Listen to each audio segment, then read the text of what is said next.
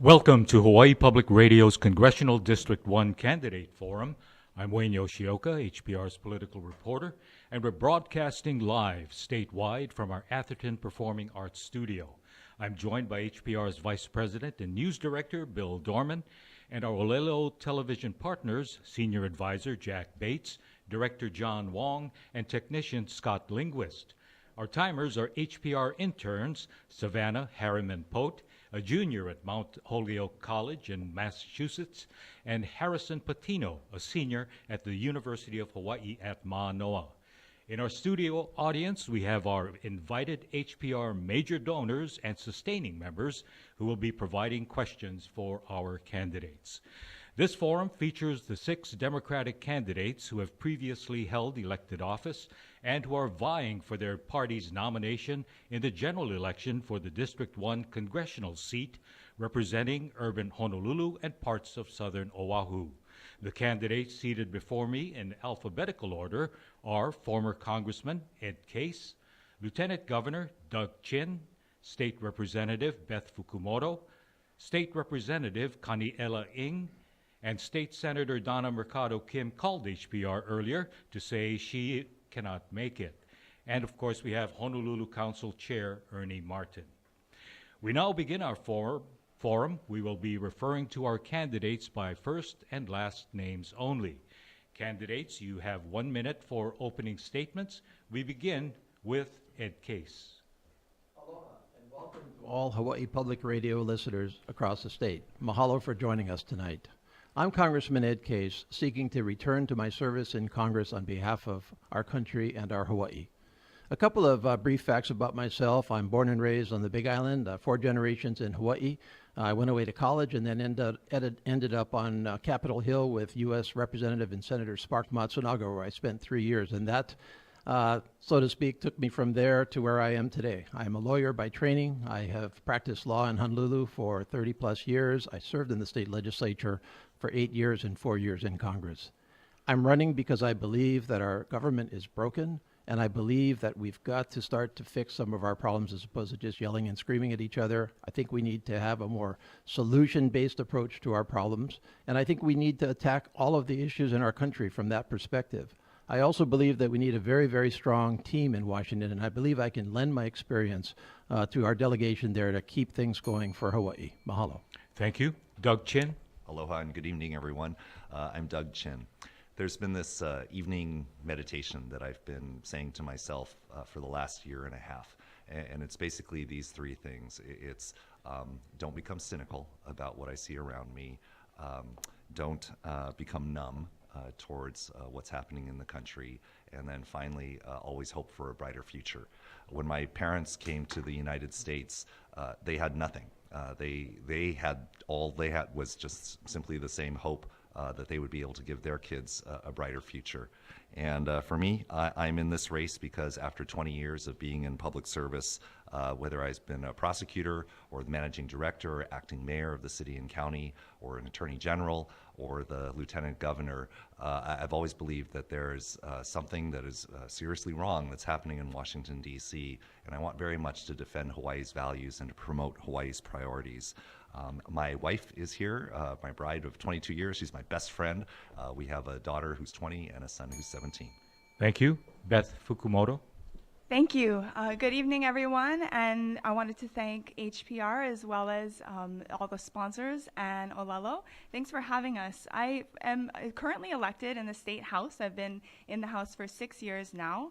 I first got involved in politics after coming home from school. I was graduating with a bunch of student debt, and needing to live with my parents, so I looked for a job. And the place that I found work was at the legislature. And while I was there, I saw a lot of politicians that have been in power for a long time not doing what I thought they needed to make life better for Hawaii's families. Right now, Hawaii is in the process of losing an entire generation because we have not done enough to fix things like affordable housing, to make our infrastructure better, to make our electricity cheaper. We haven't done enough, and there have been plenty of people that have had plenty of time to do that, and they haven't, which is why I'm running for Congress. We need somebody in Washington that's still close to those issues that are facing us, that still understands how important it is that we make things livable and affordable here in Hawaii. Thank you. Kaniela Ing. Aloha, my name is Kaniela Saito Ing. I was born and raised in Hawaii, come from at least 7 generations. I fight for working families because I come from one. My mom worked at Liberty House. He sold shoes. My dad was a waiter as an LW member at a hotel. And he passed away when I was 11 years old, unexpectedly. So I had to work in the pineapple fields to help with family bills, alongside shoulder to shoulder with undocumented immigrants, a lot of folks that I knew that they would never have the help that I got from my teachers and church. So, that's what drives me, that there's a lot of folks out there struggling. 70% of us are living paycheck to paycheck. Most of my classmates from Kamehameha moved to the mainland. So I'm here with the love of my life, Kara, the state director on the Commission on the Status of Women. Also, my son, Laguna, who's now 2 years old. And, we just want to work to make sure that he has a shot to make it here. And I think all of us share those values. And that's why I've been pressing the most progressive issues in this race, like student debt cancellation, housing for all, and more. Thank you. Thank you. Ernie Martin. Aloha mai kākou, and good evening, everyone. Thank you for inviting me here today. Ernie Martin, most of you know me as chairman and presiding officer of the Honolulu City Council. I know Wayne Yoshioka has interviewed me many a times. I mean, I'm fortunate. I've been serving in that position for longer than any of my predecessors on the Honolulu City Council. I feel very lucky to have had that opportunity, but my life has always been paved with gold. I was raised in public housing. I'm not ashamed of that. One of 9 kids. My dad, a U.S. Army vet. My mom, an immigrant from Japan. But we're fortunate, I think, in our life. I mean, I'm fairly well educated. I don't have 1 degree. I have 4 different college degrees. Very well educated, an attorney by training. In fact, Doug Chin is my classmate from law school. But I'm fortunate. I have a good family of my own that's eating dinner right now and avid listeners of Hawaii Public Radio. So thank you. Well, thank you. We now go to our first question. You each have 1 minute. They were developed by our interns and our HPR staff. The question: the latest Hawaii poll conducted July 6th to 11th included 244 likely voters with a margin of error plus or minus 6.4%. That sample size represents 0.043% of potential Congressional District 1 voters, hardly conclusive. How do you see your standing in the race? Doug Chin. Well, I think one of the things that we all have to accept is that ultimately what happens on Election Day is going to decide who ends up going to Congress, and I completely accept that, and I think if anything, all I can say is that this has been an amazing 7 months. I mean, through this time, I've really been able to talk with and connect with so many great people who have talked about their concerns about what they see in Washington, D.C. I've been pleased by the response to just wanting to have someone there in Congress who's making a difference, who's standing up for Hawaii's values and Hawaii's priorities, and I want to do everything I can to be able to serve those people. Thank you. Beth Fukumoto. Yeah, I think one of the things that you mentioned, the sample size of the poll, I think the first thing, just on behalf of my generation, that I think I need to say is we need to figure out how to poll millennials better and poll young people. A lot of these polls are really disenfranchising. We have 65% of these polls are coming from landlines, and people my age and in this generation, we're not going to sit through 15 minutes of questions to answer a poll, and I think that's really problematic. I think what that's doing is making a lot of people not want to vote anymore, not feel like they're a part of the system, and not feel like they have a voice. So I am a little concerned, as you mentioned, with the sample size. But I think the energy that we're feeling is great. I mean, I would agree with Doug here that getting to know the community, getting out there, the number of people that say to me, we need a new voice, we need new people. It's so nice to see a young person doing this. Makes me believe that there is a really good chance for somebody this year who is different and who is new. Thank you. Kaniela Ng. So those polls track the likely voters, and all you have to do to turn that poll on its head is to bring out new voters. And that's what we're doing in this race. We're not taking any corporate money or money from lobbyists. The only campaign who's rejected all that sort of old boy establishment money. So, you know, everyone can say that we need new blood, but really, if it's just fresh paint on an old machine with the same corporate donors pulling the strings, what's the point? So that's why we've generated so much momentum. Over 300 volunteers signed up, over 7,000 individual donations. That crushes this district record by 3x. So we have people knocking on doors every day, and that's how we're going to bring people out. In places that they tell us not to, like college campuses, like public housing, we're fiercely fighting for working people no matter who's on the other side. And I have people that are 19 years old saying, you know, we're going to vote for our first time. So we're fired up, and we're going to take it to the home stretch. Thank you. Ernie Martin. Thank you. You know, I've never been a believer in polls. I mean, if I believed in polls, I wouldn't be where I am in life. I mean, when I ran for city council, I mean, I was an underdog. I got in the race very late. I ran against the poster boy from PRP, John White. I mean, well-financed campaign, ran very early, had probably 95% of the union endorsements, you know, and was a clear-cut favorite to win. But I'm the one sitting here before you, serving on the Honolulu City Council. You know, I always look at these opportunities to, not for myself, but an opportunity to serve the public. I mean, odds have always been against me, you know, but it hasn't detracted from me accomplishing what I have in life.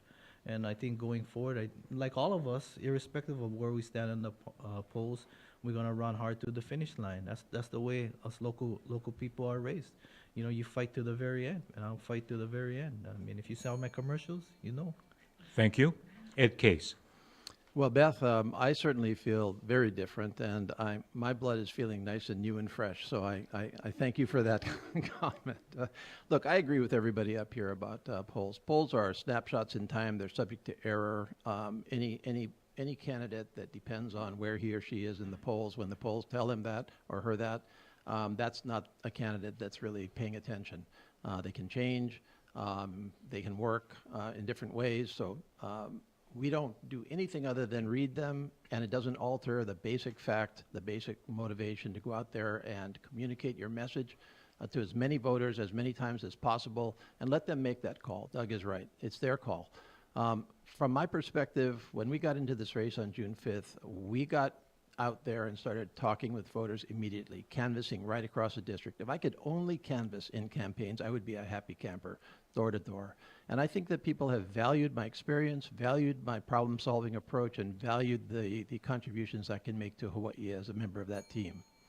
Thank you. And our first audience question, regardless of which party controls the House in November, how will you work across party lines to help create a more functional working government, such that the minority party is not simply the party of no opposing all legislation?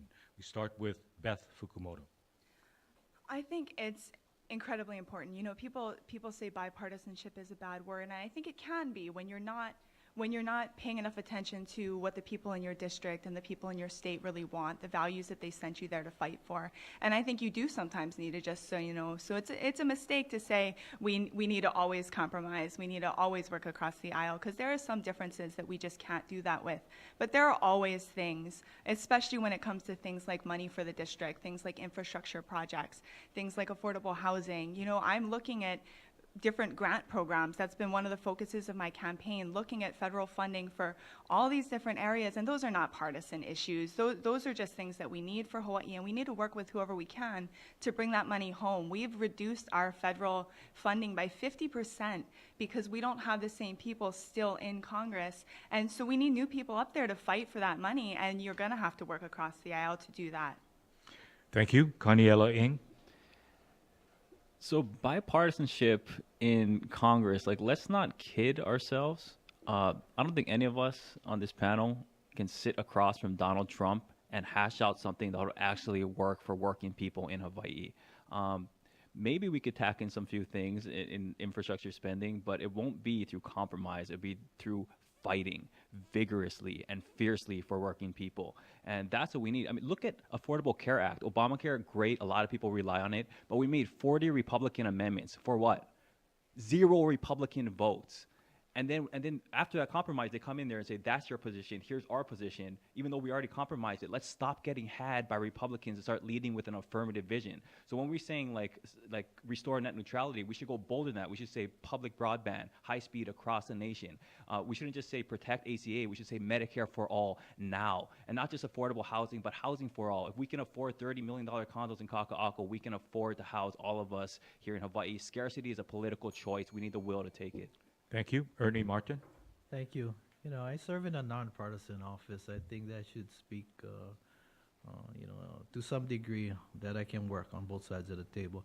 I've been fortunate. I think of all the candidates here, I have served both on the executive and legislative branch of government. I think I'm the only one who've had that opportunity. So I know how to work both within the legislative branch as well as the executive branch. You know, when we were lobbying for our rail funding in D.C., when Senators Akaka and Inouye was alive, and we made the rounds among the congressional delegation, we didn't just meet with Democrats, we met with Republicans as well. I mean, that's the way business is done in D.C. You know, if you're overly concerned about Donald Trump is just an individual person who just speaks his mind, doesn't necessarily represent the interests of the federal agencies that are involved. Classic example, I mean, with the recent flooding relief that was granted by FEMA. You know, there was some fear that Donald Trump would not release those funds. But at the end of the day, the federal government, they're going to do their job. It's a matter of asking the right questions and knowing where the resources are. Thank you. Ed Case.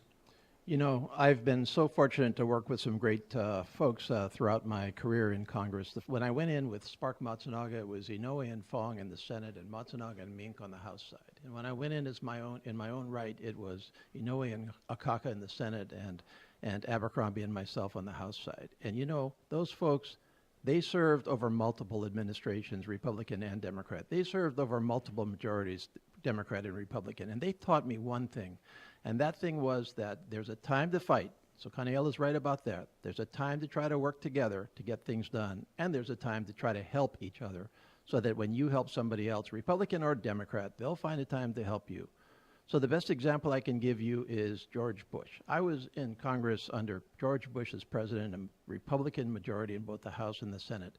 And there was no way that George Bush was ever going to create the largest national marine monument in this world. He was not an environmentalist. And yet we did work with him and convinced him to get that done. So it can be done. Thank you. Doug Chin. My answer is similar. I don't think most people would question that when it comes to times when our values that are very important to us, such as tolerance or diversity, are threatened, that I'm not going to hesitate to take action and fight and stand up for what's right. But at the same time, I feel very comfortable with the ability to reach across the party lines.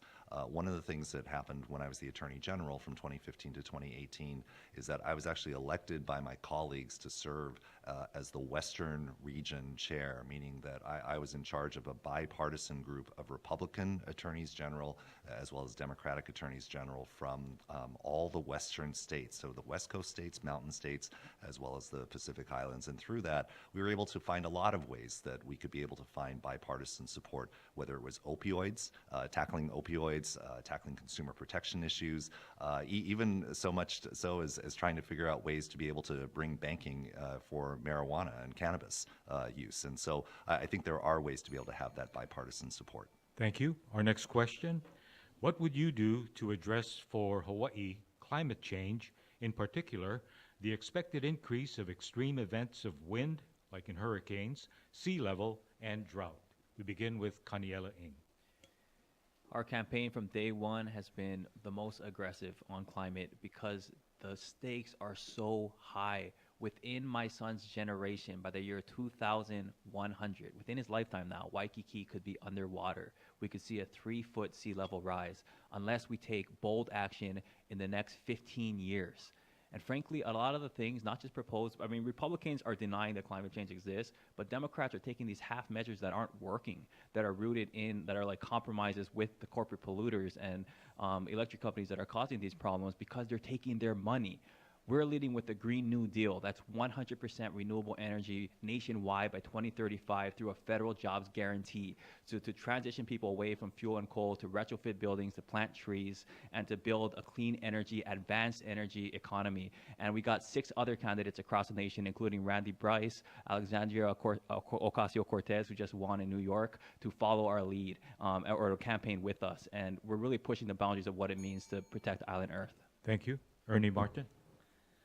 Thank you. I think, first of all, from a national perspective, it was a mistake for us to withdraw from the Paris Climate Accord. I think we need to work towards getting back in and acknowledging that is a serious issue for our nation to face. You know, I think Honolulu and the state of Hawaii is fortunate that we're very progressive on this particular issue. Both the good work that the state legislature has done, I think Kaniala needs to do a better job of bragging about that. You know, I know he's worked very hard on this particular issue. But for the county, I think we're very progressive. I mean, we had a charter amendment that established a climate change commission.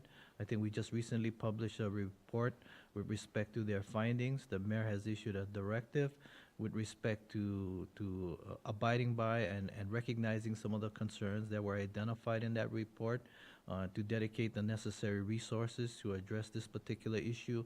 I know that the commissioners will be also coming before our body, the Honolulu City Council, and we will also be taking a look, I think, from a local perspective to address this issue. Thank you. Ed Case. Well, I was very humbled and honored to gain the support of the Sierra Club, both national and Hawaii chapter, earlier this week. And it was a long and vigorous process that they went through. But what they did was to take a look at my actual record in Congress, which was rated very highly on environmental issues, whether it be air, environment, land, or marine, all 3 of those, including some of the very early discussion on climate change. And so, you know, this is just unfinished business for me, but far, far worse than when I was in Congress previously. And I agree with Ernie. The first and foremost mistake was to withdraw from international conventions where we would be able to work with other countries of the world to reduce carbon emissions and to try to address climate change. And obviously, we have to go back into Congress, and this is one that you fight on. You try to fight for the environment in Congress. This has to be done. This is not a friendly administration from that perspective. And then, obviously, assist with federal funding to help Hawaii to prepare for the effects of climate change. Thank you. Doug Chin. So just to be clear, when President Trump withdrew from the Paris Climate Agreement, then one of the things that immediately happened was within a few days, I actually ended up signing the Paris Climate Agreement as the Hawaii Attorney General, along with our governor, Hawaii Governor David Ige. And I totally believe, along with many of the people at this table, that we need to take an aggressive approach to address climate change. And it really comes down to, you know, what are the things that we can be able to do in the federal government to be able to stop that. So on one hand, we can certainly be a voice, and we can certainly make sure that people who are denying climate change are being immediately countered back with our rhetoric, our true rhetoric, and our scientific basis for why we believe that's the case. But I think beyond that, there's so much that the federal government can do, and most recently, I think we've seen that in terms of funding that's been brought in, $345 million, that's going to be able to help the Alawai Canal address issues of climate change. For that to happen, we need to work with county and state. Thank you. Beth Fukumoto. So I think I'd first say I think it's really important for us to set really strong goals. I've recently been talking about the same thing that Kaniela is talking about, although I think that we can do it by 2050. I've looked at Kaniela's plan, but I'm not convinced. I think it's important when we set these goals to make sure that we have a very, very good record of how to get there and really clear points of how we're going to accomplish them. And I'm not sure that 2035 is there. I hope he's right. I hope we would be able to work together on that. But some of the things that I think we can do right now, because I think it's really important that we have actual tangible things that we're going to do immediately. One is that we need to get more money for grid modernization. The federal government does grants for that. There is a fund for that. We just haven't gotten it. The second thing is to make sure that all of our EISs, and we did this in the legislature this year, make sure that all of our EISs are including climate change. And then the last thing is making sure that all of that new housing that we're building, any new grant that comes in from the federal government, considers climate change when they're actually offering that grant. Right now, all the building in Kaka'ako is actually potentially going to be flooded in the next 10 to 20 years. Thank you. Our next question. Next question. We'll have rebuttals later in the program. There are an estimated 12 million undocumented immigrants in the U.S. and many thousands in Hawaii. If you could craft policy to address this, what would it look like? We start with Ernie Martin. Thank you. No, that's a question I think most of us been asked on many of these forums. I think, DACA itself, I think that should be reinstated. I think it's a policy that had worked previous to President Trump revoking or reversing his position on that particular issue. It's unfortunate, I think, what we're seeing nationwide in terms of this particular issue. I mean, the sole issue of President Trump separating children from families is very embarrassing. I mean, not just embarrassing for our country, but embarrassing for me personally, being a father of 3 children. I can't see any circumstance where anyone would separate children from their parents. I mean, I feel very embarrassed that one of the most powerful countries in the world that we would have taken that position, given that these are just innocent victims that he's using as political pawns to further his own agenda. So those type of actions we need to be very assertive against. Thank you. Ed Case. Ernie could not have expressed my own feelings on the separation of children from their families any better, and so that was well said, Ernie. I completely agree with you. When I talk about dysfunction in Washington, one of the clearest examples of dysfunction is the failure to come up with comprehensive immigration reform. This has been a failure of 15, 20 years now, and what concerns me so much is that these failures are avoidable. The consequences are avoidable. We knew 10, 15 years ago that we had issues across the board with immigration, that the principle of immigration was sound, but the practice was broken.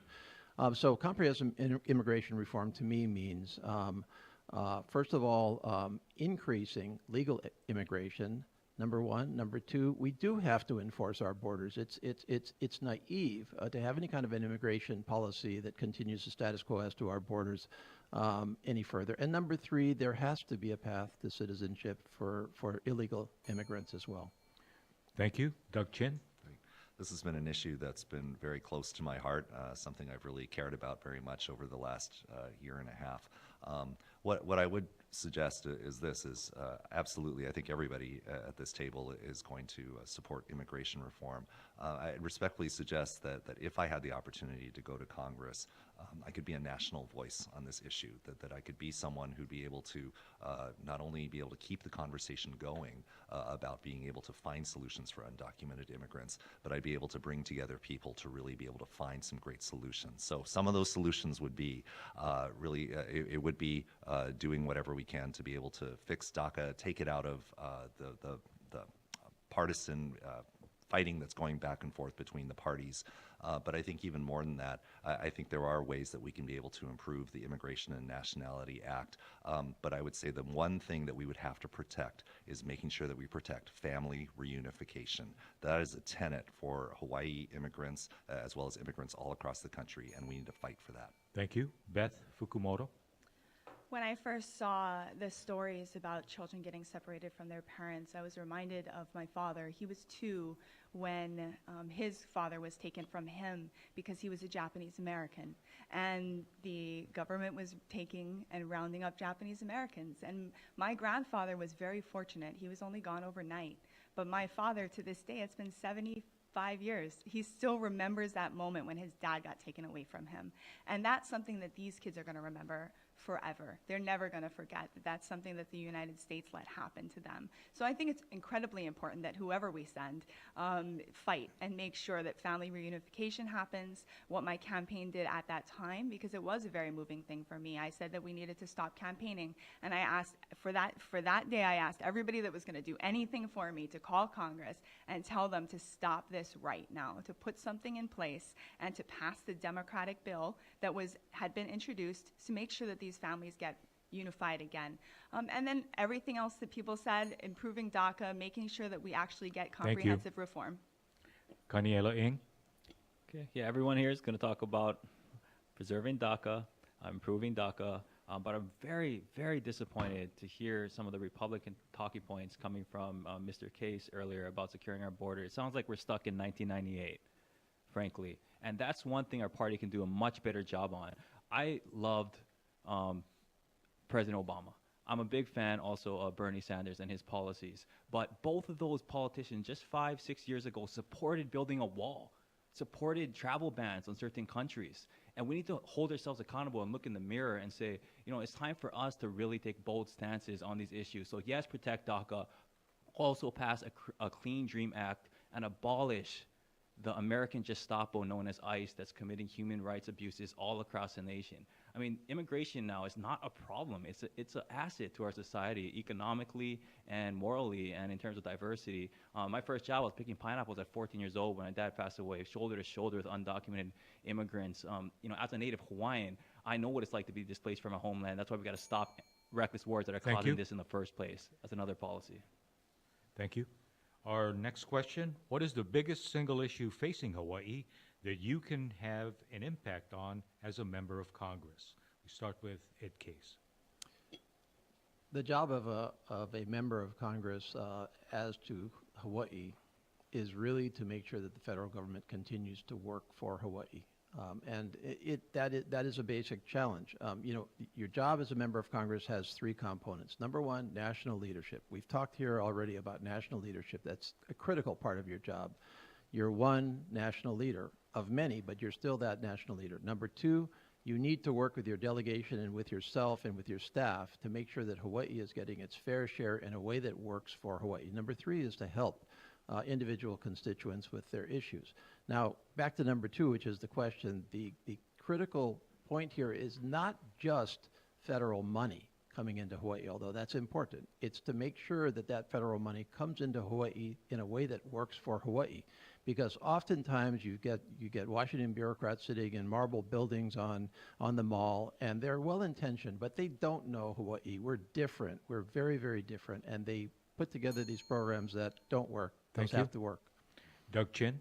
I can appreciate Ed's response, and I'm sure it's correct. I think that the question might be asking us more just what's our blue sky vision? Like, what are we thinking about if there's one thing that we could be able to do? And so for me, the one thing that I hear from people for the last 7 months and just even in my own life is just how much we need to make Hawaii a more affordable place for our next generation. It will break my heart if my children are not able to come back to Hawaii because they are saying that they can't afford to live here. And so to me, I can see that the single issue that would be critical for Hawaii is doing what we can to be able to make Hawaii more affordable. And so there's two things that we could be able to do. One is when it comes to using the federal government to be able to make sure that we're using our funds smartly so that we can be able to have affordable housing. I think the other thing comes in regards to student loans and making sure that our public schools and universities are more affordable, either by having a reduced tuition or a free tuition. Those are ways that we can be able to help Hawaii's people. Thank you. Beth Fukumoto.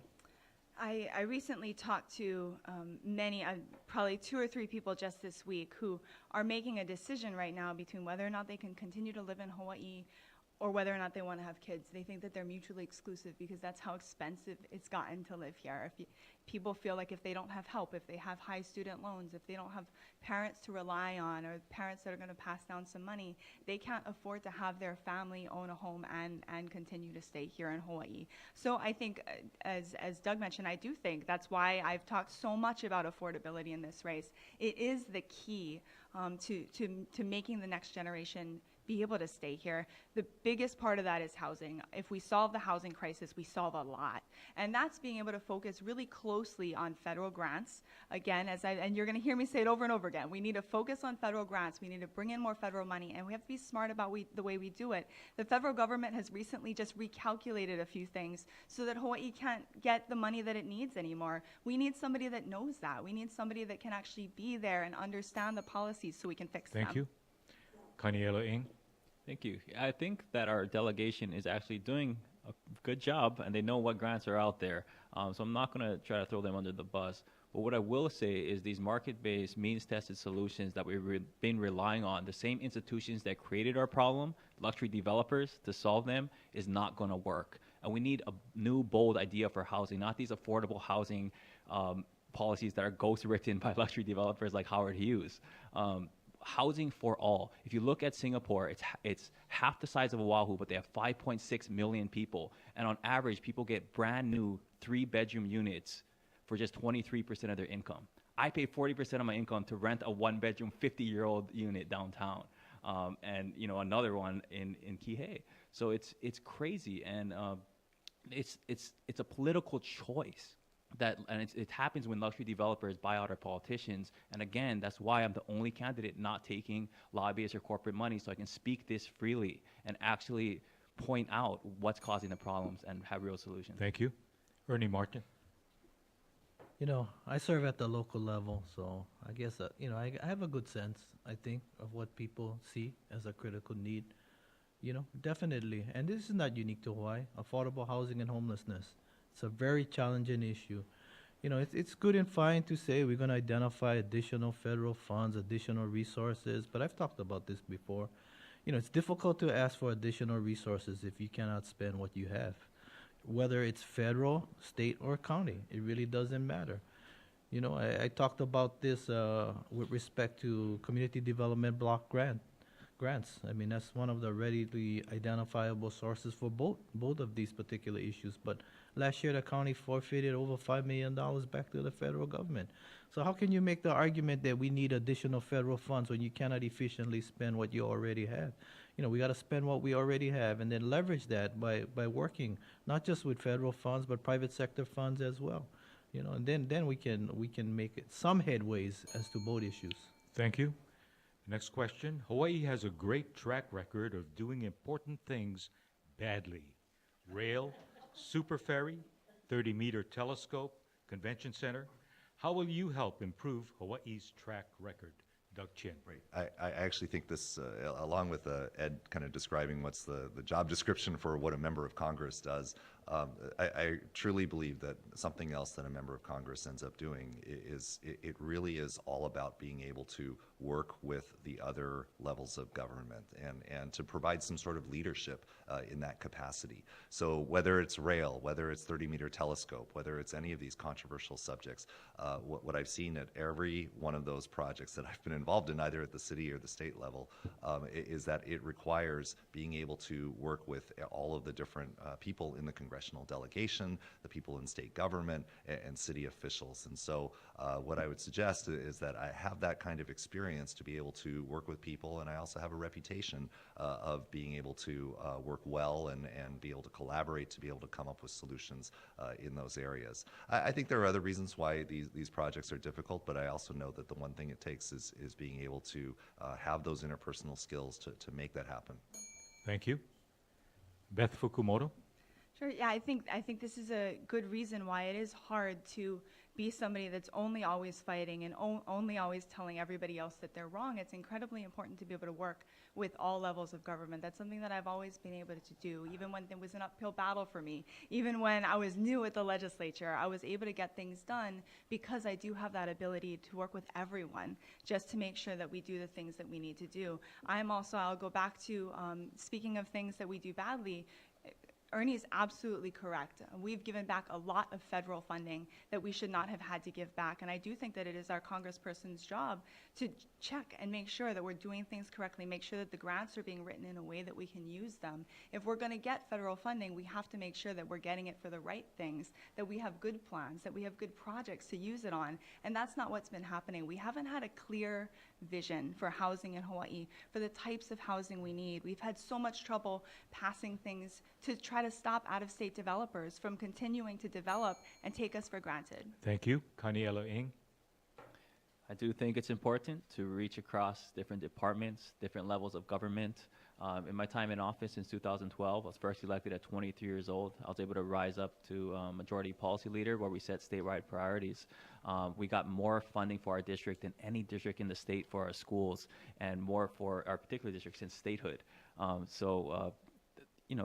do know how to work with folks, especially on the rank and file, but also in a way that pushes the boundaries and what's possible and showing people what's possible.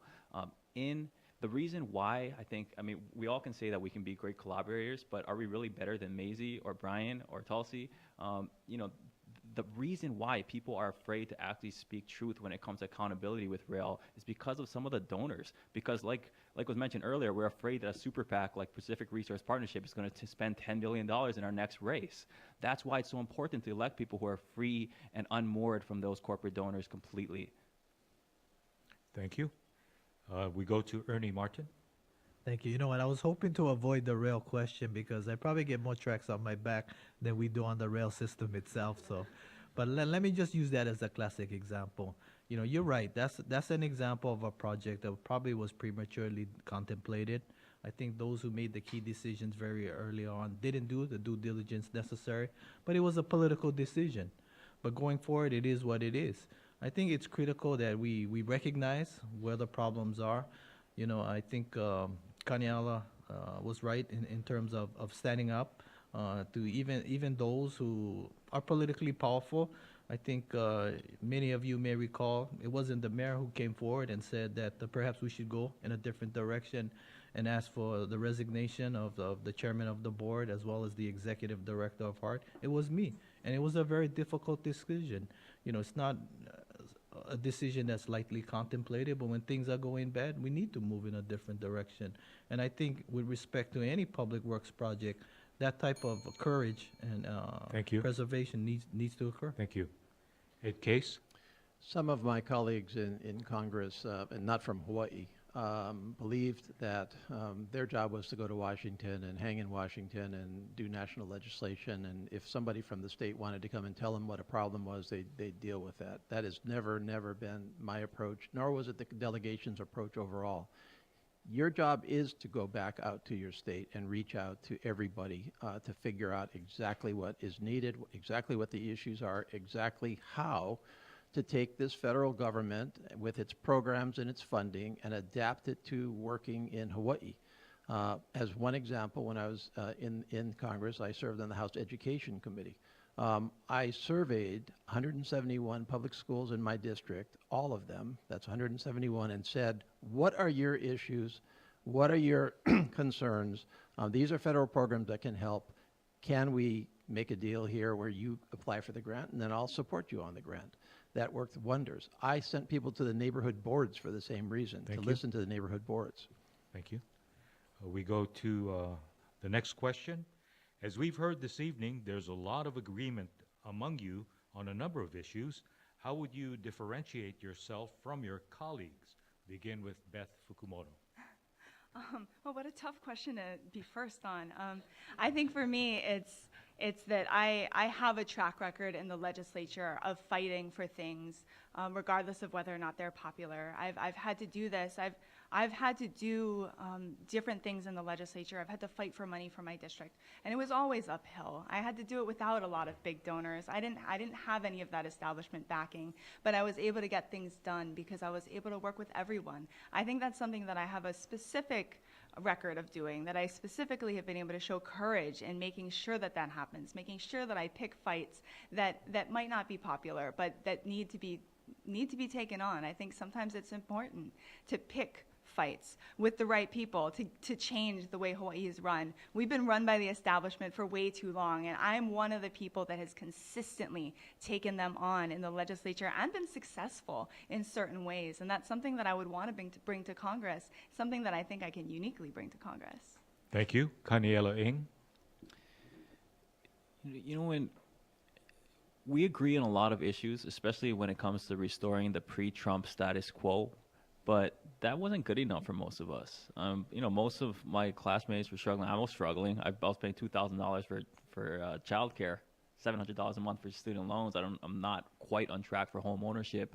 Most of my generation, we're not set up to succeed.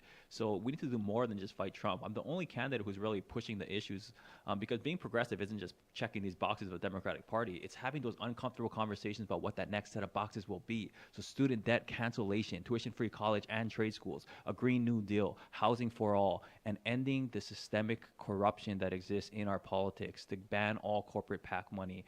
And frankly, when you speak against those big donors in our state, they'll come after you, but you just got to keep going. And that's what we're doing. And, that's really the money is at the root of all the problems. And if I want to get one thing clear tonight, it's that. Thank you. Ernie Martin. Thank you. I think we all agree on most of the issues. It's a matter of how we're going to execute when we have the opportunity to serve. I think that's the difference. I think the question you asked is actually a closing statement type of question. What differentiates us from one another? It's who we are as individuals, and that's I think the decision that the voters will contemplate. For myself, I've been fortunate. I've been in very highly influential positions. It's not a dream of mine to serve in Congress. You know what I enjoy? I enjoy helping people. I came from public housing. Kaniala picked pineapples. Guess what? I cut grass. That's my first job in the city, cutting grass, and I was happy to do it, man. I enjoyed it, but I was never satisfied. People opened doors for me.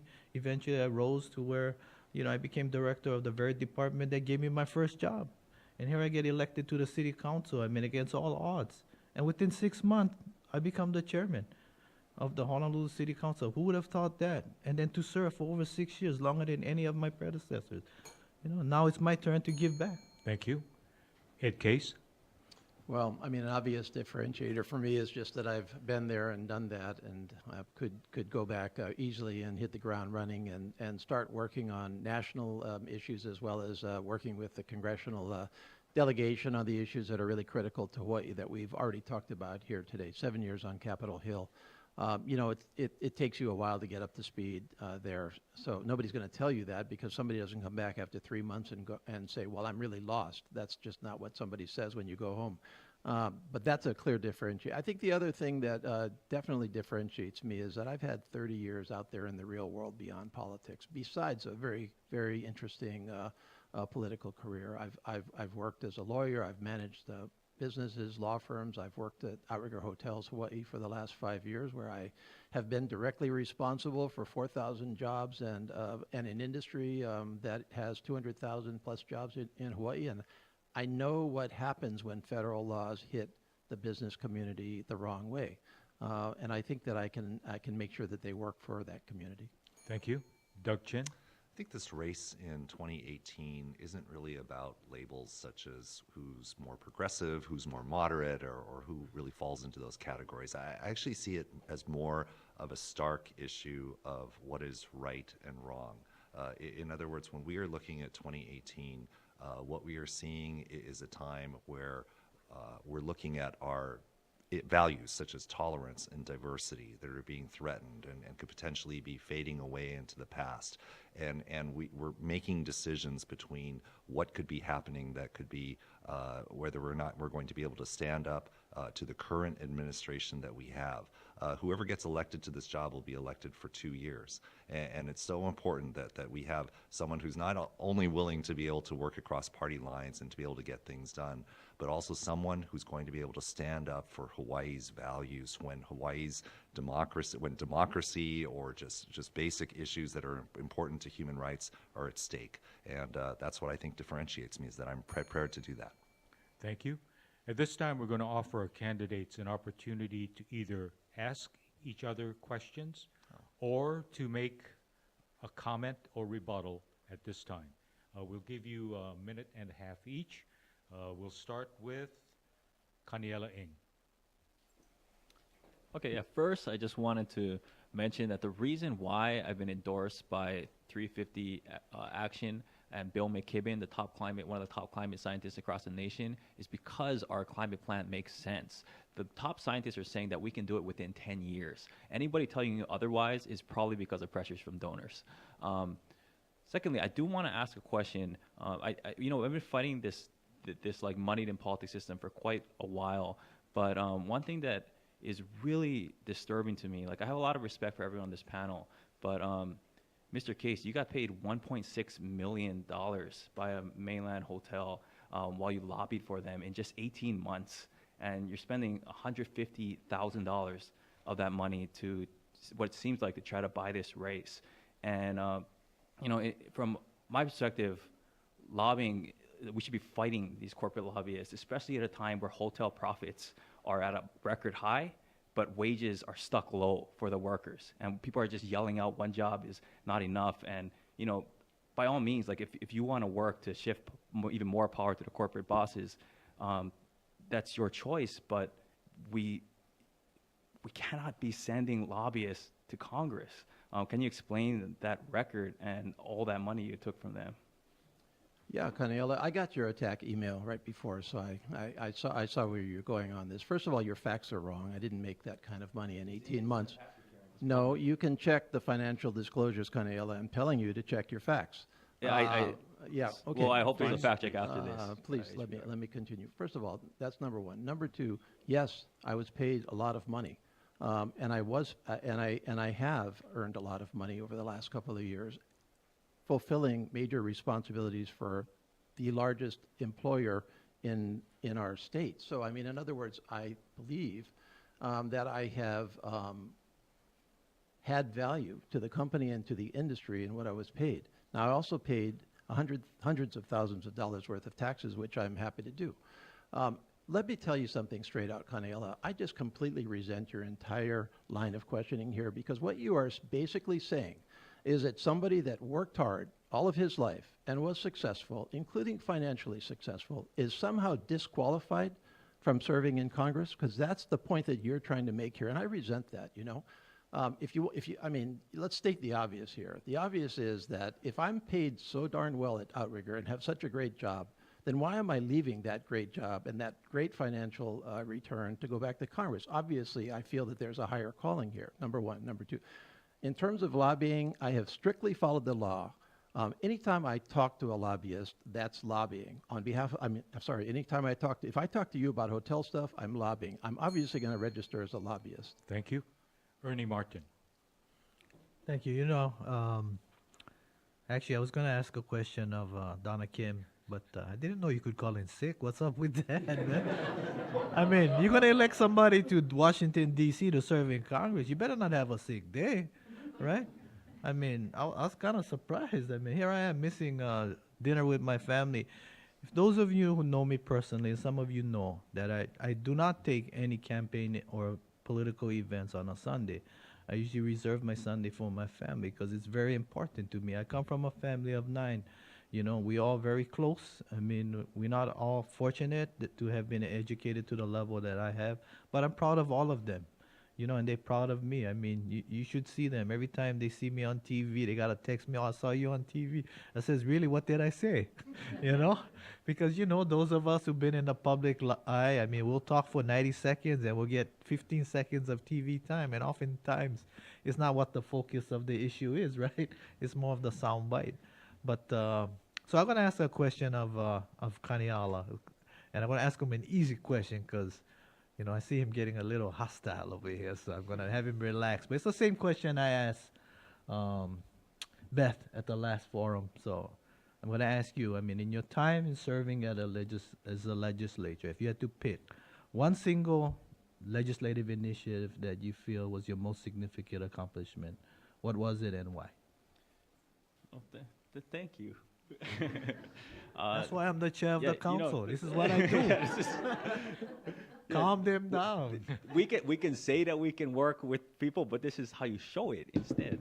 Show more than tell. But same-day voter registration took 2 years to pass. In solidly blue or solidly red states, major voting reforms don't usually happen because you don't want to alter your voting bases. I wrote and passed it. It was so much work working with Common Cause, League of Women Voters. For the first year, all polling places, you'll be able to register and vote on the same day, which would greatly increase turnout for the youth. So I'm really proud of that. It's going to happen. If you haven't voted before, come out and vote. Just to respond, I know Mr. K said that my point was something. No, my point is if you're making 20 times more than the average person makes within a year, aren't you going to be a little bit beholden to the people that gave you that money? Like, that's how I am, right? That's how most of us are. If your boss were to ask you for a favor and, like, you're not going to get that money if you don't, you're probably going to listen to them. The only people I rely on are my donors, and it's no corporations, no lobbyists, average under $30. Thank you. From working people. Beth Fukumoto?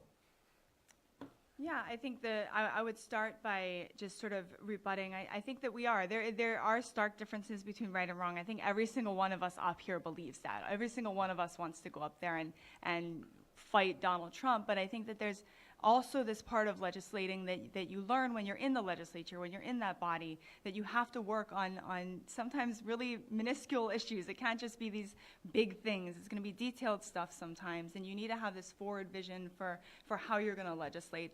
I would say that the same thing is true with what Coniela's talking about the goals that he has, but you need to know how to move them forward. But my question actually is for Ed. Ed, in 2002, I actually voted for you this was the first time I could vote, and I voted for you because you talked so much about change and the need for a new generation and the need for leadership. And I'm sure you see some of what I say and what you said because I was actually watching that and learning from it. But, you know, and now you're talking so much about experience and how that's critical for being a part of Congress. And so I guess my question to you is, do you believe that you were more experienced than Senator Akaka when you ran against him? We had a different experience set. Senator Akaka and I had a different experience set. So no, I don't believe that I was more or less experienced. I just had a different mix of experience in him. Thank you. Thank you. Doug Chin? Well, Ed, I have a question for you too. But I'll make a comment, but you're going to be the one who ends up getting to respond at the end anyway. So it's just this. I mean, I guess one of the things that I think it's not that you made 1.6 million. I think it's that your financial disclosure says that you made 800,000, which is actually more than the rest of us combined based on our financial disclosures.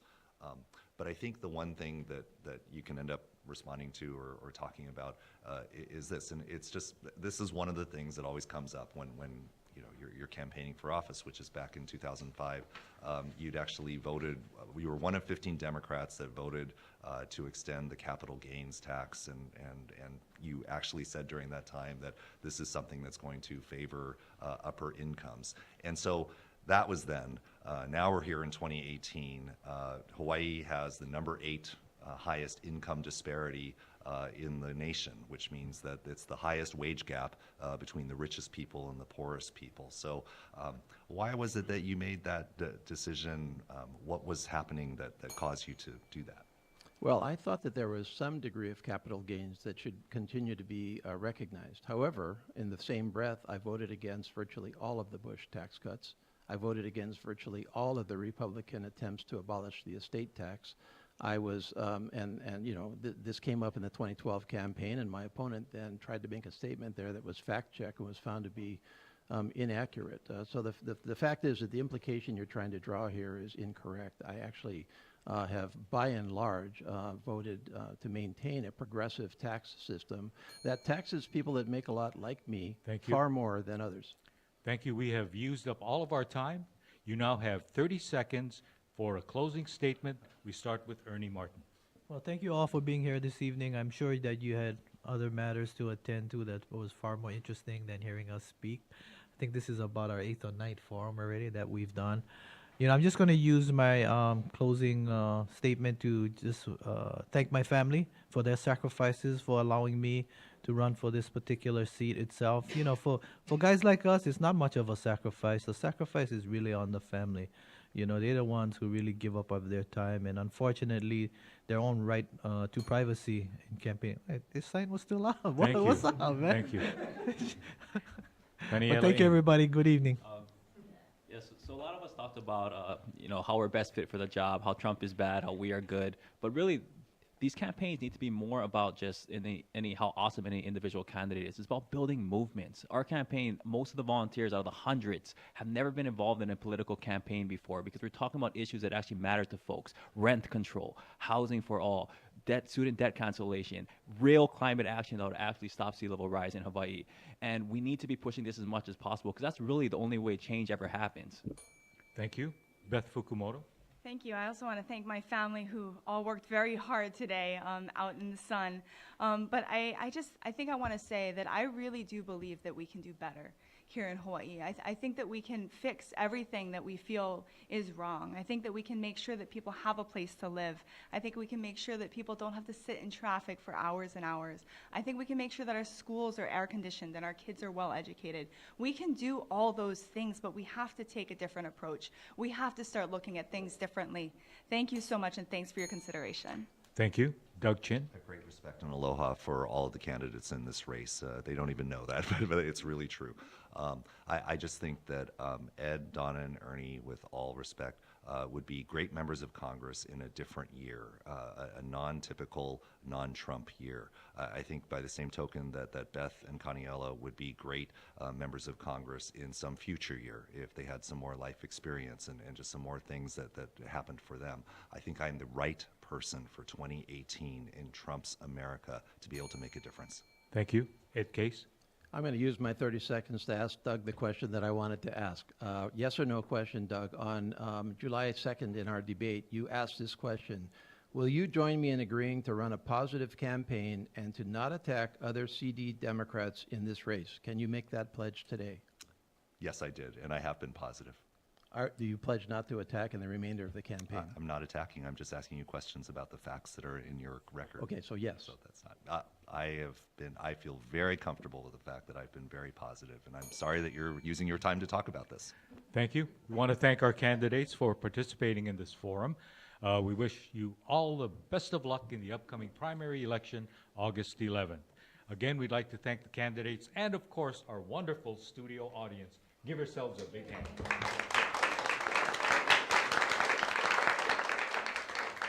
And you're tuned to listener-supported Hawaii Public Radio, KHPR Honolulu, KKUA Wailuku, KANO Hilo, KHPH Kailua Kona, and KIPL Lihue. We now go to The Real Deal with Seth Marco.